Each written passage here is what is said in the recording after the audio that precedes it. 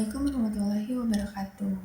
Halo teman-teman, apa kabar nih semuanya? Semoga kalian yang sedang dalam keadaan sehat selalu diberikan kesehatan selalu, dan semoga yang sedang sakit segera diberikan kesembuhan dan bisa sehat seperti sedia kala lagi. Oh iya, kalau kita pikir-pikir, ternyata dalam satu waktu yang sama di muka bumi ini ada banyak begitu perasaan yang dirasakan manusia. Ada yang sedang berbahagia, ada yang sedang sedih, ada yang sedang ada dalam pekerjaannya, ada yang mungkin sedang ada masalah dalam hubungan pertemanan, percintaan, atau mungkin ada yang sedang cemas tentang keluarga, bahkan ada juga yang sedang berjuang di rumah sakit. Ternyata setiap orang membawa cerita dan beban pikirannya masing-masing. Nah, teman-teman, belum lama kita juga dikejutkan dengan musibah kecelakaan kereta yang menimpa saudara-saudara kita. Qadarullah, kejadian tersebut memakan korban dan juga tentu meninggalkan duka yang mendalam bagi kita semua, terutama bagi keluarga yang ditinggalkan. Padahal dari para penumpang tersebut, mereka pasti memiliki tujuan yang berbeda-beda, tetapi utamanya pasti mereka itu ingin pulang bertemu keluarga setelah menjalankan rutinitas seharian. Tidak ada yang menyangka bahwa perjalanan yang tampak biasa seperti rutinitas sehari-hari ini ternyata berubah menjadi sebuah musibah besar dan duka yang mendalam. Namun di balik itu semua ternyata ada beberapa cerita yang ternyata nyaris menjadi penumpang kereta tersebut. Ada yang tertinggal karena memutuskan untuk berhenti makan terlebih dahulu. Ada juga yang batal berangkat karena anaknya rewel sehingga memutuskan untuk menggunakan transportasi pribadi. Bahkan ada yang terlambat karena hal kecil yang sebelumnya mungkin kita nganggapnya tuh menyebalkan karena mengganggu atau menghambat aktivitas kita di hari itu. Pada saat kejadian kecil itu terjadi, mungkin kita ngerasa kesal, marah, atau jengkel karena kita ngerasa aktivitas kita tuh jadi terganggu. Namun setelah adanya musibah ini, ketika kita mengetahui musibah yang terjadi, perasaan itu berubah menjadi rasa syukur karena ternyata keterlambatan tersebut menjadi jalan bagi mereka yang masih diberikan keselamatan oleh Allah SWT. Kita kaitkan dengan psikologi kognitif, hal ini berhubungan dengan bagaimana manusia itu memproses informasi, berpikir, dan memaknai suatu peristiwa atau kejadian. Dalam teori apraisal kognitif dari Richard Lazarus, dijelaskan bahwa emosi seseorang muncul bukan hanya karena peristiwa atau kejadiannya saja, tetapi tentang bagaimana individu tersebut menilai atau menginterpretasikan peristiwa atau kejadian yang dialaminya.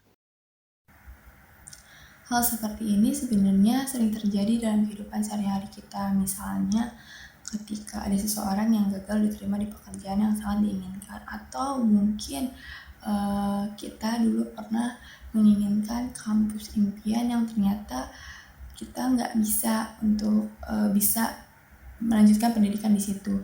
Pada awalnya pasti kita merasakan kecewa, sedih, bahkan merasa diri kita itu tidak cukup baik atau tidak cukup maksimal dalam mengusahakan sesuatu. Namun beberapa bulan kemudian ternyata seseorang yang gagal diterima pekerjaan atau yang gagal diterima di kampus impian itu mendapatkan pekerjaan atau kampus yang lebih nyaman, lingkungan yang lebih sehat dan lebih sesuai dengan dirinya. Nah, dari situ tuh cara pandang kita tuh menjadi berubah, bahwa kegagalan yang sebelumnya kita pikir gagal tuh bukan akhir dari segalanya.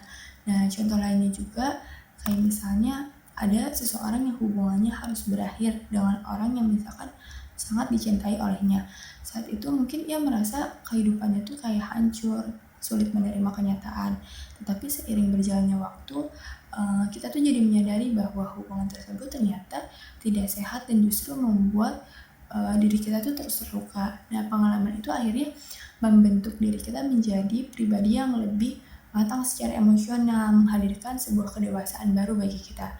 Dan dalam psikologi kognitif ini, perubahan cara kita memandang situasi seperti yang disebut dengan kognitif reapresial ini, yaitu kemampuan kita dalam mengubah cara berpikir terhadap suatu peristiwa agar emosi yang muncul itu menjadi lebih adaptif dan positif. Nah, adapun teori lain yang berkaitan dengan teori kognitif yang apresial itu adalah teori skema kognitif dari Aaron T. Beck.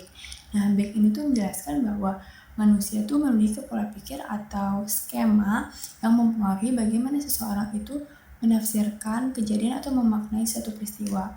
Orang yang memiliki pola pikir yang negatif cenderung melihat masalah itu sebagai sebuah kegagalan yang besar, sedangkan orang yang mampu berpikir lebih fleksibel akan lebih menemukan makna atau hikmah dan solusi dari peristiwa atau kejadian yang dialami. Karena itu, dua orang yang mengalami kejadian yang sama dalam satu waktu, tetapi pasti memiliki respon emosi yang berbeda tergantung bagaimana cara mereka memaknai kejadian tersebut.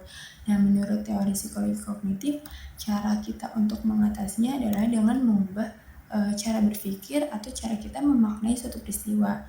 Dalam teori kognitif dari Aaron T. Beck, Beck itu menjelaskan bahwa emosi negatif yang berlebihan seringkali muncul karena adanya sebuah distorsi kognitif, yaitu pola pikir yang tidak realistis atau terlalu negatif, seperti kita tuh merasa diri kita tuh gagal total, atau kita tuh selalu berpikir semuanya tuh buruk, atau menyalahkan diri kita secara berlebihan. Nah, biasanya teman-teman ada nggak nih yang pernah ngalamin kayak gini? Kalau saya sih pasti pernah. Kadang saya ngerasa ketika adanya satu kejadian atau permasalahan yang sebenarnya nggak berkaitan dengan saya, tapi saya ada di lingkup itu, saya suka ngerasa kayaknya tuh diri saya yang salah. Nah, kalau misalkan teman-teman ngalamin kayak gini itu gimana sih cara kita mengatasinya? Nah, cara mengatasinya itu bisa dengan restrukturisasi kognitif, yaitu melatih diri kita untuk mengenali pikiran negatif yang kita rasakan itu, lalu menggantinya dengan cara berpikir yang lebih realistis dan seimbang. Nah, misalnya kalau misalkan kita gagal dalam suatu hal, daripada kita langsung berpikir kalau misalkan kita itu gak berguna atau gagal total, lebih baik kita tuh berpikir kemungkinan lain. Mungkin memang kita belum berhasil sekarang, tapi kita bisa coba lagi di kesempatan lain. Kita masih punya kesempatan untuk belajar dan mencobanya lagi. Selain itu, menurut teori kognitif appraisal dari Richard Lazarus ini, seseorang perlu melakukan reappraisal atau penilaian ulang terhadap situasi yang dialami. Artinya, kita tuh coba melihat suatu masalah itu dari sudut pandang yang berbeda. Contohnya, keterlambatan, kegagalan, ataupun penolakan tidak selalu dimaknai dengan sebuah musibah, tetapi kita juga bisa memandangnya sebagai proses pembelajaran atau bahkan bentuk perlindungan dari sesuatu yang mungkin akan menimpa kita, sesuatu yang buruk yang akan menimpa kita. Dan dalam kehidupan sehari-hari, kita dapat melakukan cara-cara untuk mengatasinya itu dengan misalnya kita berhenti sejenak ketika kita merasa mulai bereaksi secara emosional.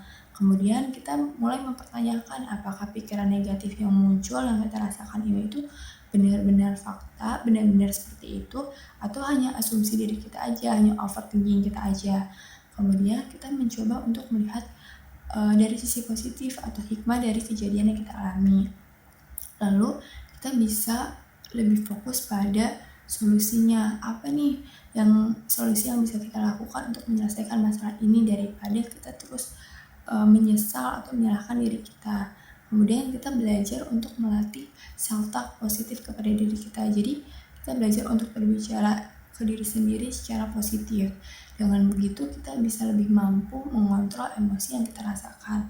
Kita lebih mampu berpikir secara lebih fleksibel dan gak gampang untuk tenggelam dalam pikiran negatif ketika kita tuh menghadapi masalah.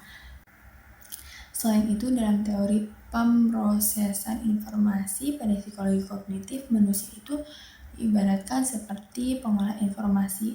Jadi apa yang kita lihat, apa yang kita dengar, dan apa yang kita alami itu diproses dalam pikiran lalu menghasilkan respon berupa emosi dan perilaku atau tindakan. Ketika seseorang terus memikirkan hal buruk, maka kecemasan dan stres akan semakin meningkat. Tetapi sebaliknya, ketika kita mencoba melihat dari sisi lain sebuah kejadian, maka pikiran kita tuh akan menjadi lebih tenang dan emosi kita lebih terkontrol. Dari sini kita bisa belajar bahwa tidak semua hal yang tertunda itu adalah hal yang buruk. Tidak semua kegagalan berarti kehancuran, dan tidak semua kehilangan yang kita alami itu merupakan akhir dari kebahagiaan yang kita punya. Tetapi kadang sesuatu yang membuat kita kecewa itu justru menjadi sebuah pendewasaan dan juga bentuk perlindungan dan jalan terbaik yang belum kita pahami saat ini. Karena sebagai manusia kita hanya melihat sebagian kecil dari kehidupan, sedangkan Tuhan itu mengetahui seluruh cerita yang belum mampu kita lihat. Nah, itu merupakan contoh dalam kehidupan sehari-hari yang berkaitan tentang psikologi kognitif, yaitu pemrosesan informasi, tentang bagaimana manusia itu memproses informasi. Mungkin sekian yang bisa saya sampaikan. Mungkin di lain waktu kita bisa membahas hal-hal lainnya yang seputar dengan psikologi kognitif. Saya cukupkan pemaparan sampai di sini. Terima kasih. Wassalamualaikum warahmatullahi wabarakatuh.